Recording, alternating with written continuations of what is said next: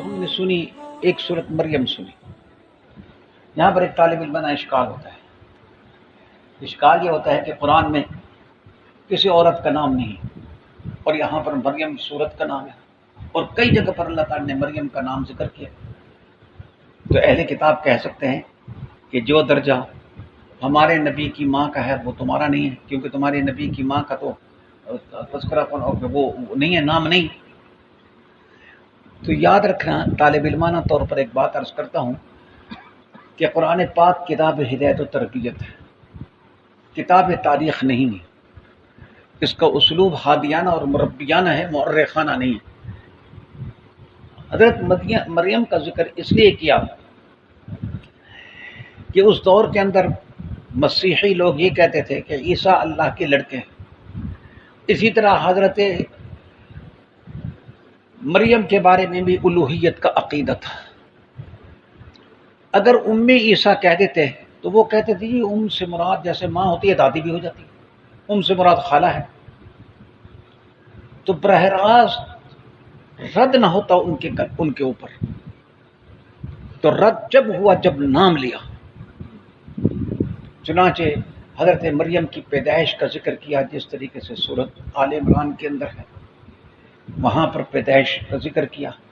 یہاں پر اس سورت کے اندر حضرت مریم کا ذکر ہے، وذکر فی الکتاب مریم، اور اس کے بعد سیدنا حضرت عیسیٰ علیہ السلام کی پیدائش کا ذکر ہے.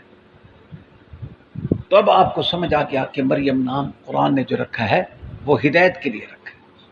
مگر حضرت مریم علیہ السلام کے ذکر سے پہلے یہاں پر حضرت زکریا علیہ السلام کا ذکر ہے کہ انہوں نے اللہ سے مانگا کہ اے اللہ مجھے لڑکا دے. حق جل شانہ نے ان کو لڑکا عطا فرمایا جس کا نام یحییٰ رکھا. فرمایا لم نجعل له من قبل سمیہ، ہم نے اس سے پہلے کوئی لڑکا کوئی نام اس کا ہم نام کوئی نہیں تھا، یعنی کوئی یحییٰ نام کا کوئی آدمی نہیں ہوا. یہاں پر ایک بات ذکر کروں، یہ آج کل ہے نا بچیاں پیدا ہوتی ہیں خصوصاً تو لوگ آتے ہیں کہتے ہیں مولوی صاحب بچی پیدا ہوئی، اللہ مبارک کرے، نصیبہ اچھا کرے. پھر فوراً کہتے ہیں جو نام تجویز کریں. ان کو کہتے ہیں بھئی تم نام رکھ لو، عائشہ رکھ لو، خدیجہ رکھ لو، مریم رکھ لو. اب وہ کہتے ہیں کہ یہ تو بڈھیوں کے نام ہیں، کیونکہ ہماری نانی کا نام جو ہے نا وہ عائشہ ہے، ہماری دادی کا نام یہ ہے. کوئی نئے نام ہو. بھئی نئے نام کہاں سے لیں؟ صحابیات کے نام دیکھو، ازواج مطہرات کے نام دیکھو، یہ نام بڑے مبارک نام ہیں، ان سے تو نہیں رکھتے. پھر اللہ معاف کرے فلمی اداکاروں کے نام سے رکھتے.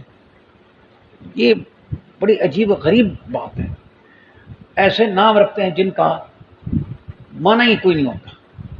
میں جب کہیں نکاح پڑھانے جاؤں نا تو پہلے میں دیکھتا ہوں لڑکی کا نام کیا ہے، کیونکہ کئی دفعہ نام پڑھے نہیں جاتے. تو کئی دفعہ پھر ان سے کہتا ہوں یہ نام کیا ہے، پھر وہ پڑھتے ہیں بتاتے ہیں جی یہ یوں ہے. تو اللہ رحم کرے کئی دفعہ معلوم ہوتا ہے کہ وہ نام جو ہے نا کسی ہندوستانی فلمی اداکارہ کا ہے، کوئی فلانے کا ہے. نام کا اثر ہوتا ہے ذات میں. نام اچھا رکھا کریں، بچیوں کے نام ہوں، بچوں کے نام ہوں، اچھے نام رکھنا چاہیے، اوٹ پٹانگ نام نہیں رکھنے چاہیے. قرآن کا جو نقطہ اعتدال ہے اس کو سمجھنا چاہیے. قرآن کا نقطہ اعتدال انبیاء کے بارے میں یہ ہے عبدہ و رسول. نبی عبد ہے، رب نہیں.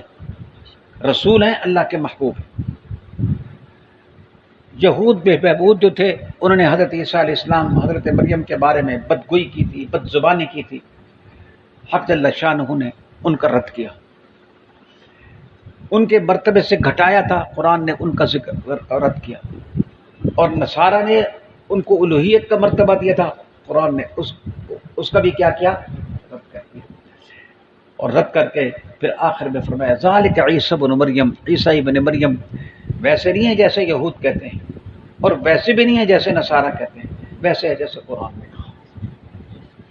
اس کے بعد حضرت ابراہیم علیہ السلام کا ذکر، دوسرے انبیاء کا ذکر ہے. اور آخر میں ایک عجیب بات فرمائی قرآن نے کہ ان الذین آمنوا وعملوا الصالحات سیجعل لهم الرحمن ودا. جو لوگ ایمان لاتے ہیں اور نیک عمل کرتے ہیں ہم ان کے لیے لوگوں کے اندر محبت پیدا کر دیتے ہیں. ہر آدمی کی خواہش ہوتی ہے نا کہ میں لوگوں کا محبوب بن جاؤں.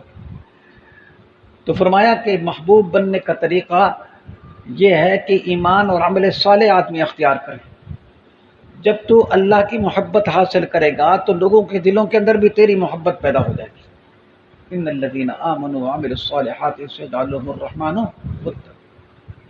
پھر قرآن کریم کا ایک اعجاز ذکر کیا، فإنما يسرناه بلسانک، اس قرآن کو ہم نے آسان کر دیا ہے تیری زبان پر. قرآن کی تلاوت تیری زبان پر کیا ہو گئی ہے؟ آسان.